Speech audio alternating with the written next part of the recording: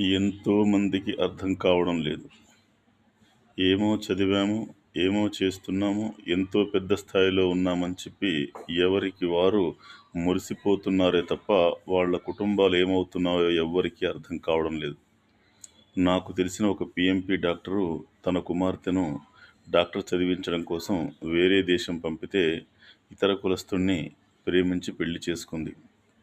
ఆ డాక్టర్ తమ్ముడు కూడా మరప్పుడు ఆలోచించాలిగా తన బిడ్డ గురించి. అదేం కాదు నా బిడ్డ చాలా మంచిదనుకున్నాడు.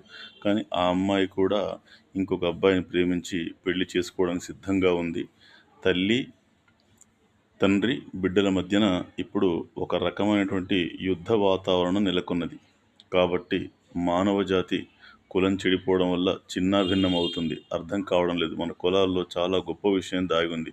ఇప్పటికైనా అర్థం చేసుకొని అమ్మాయిలకు విపరీతమైన చదువు ఆపేసేయండి.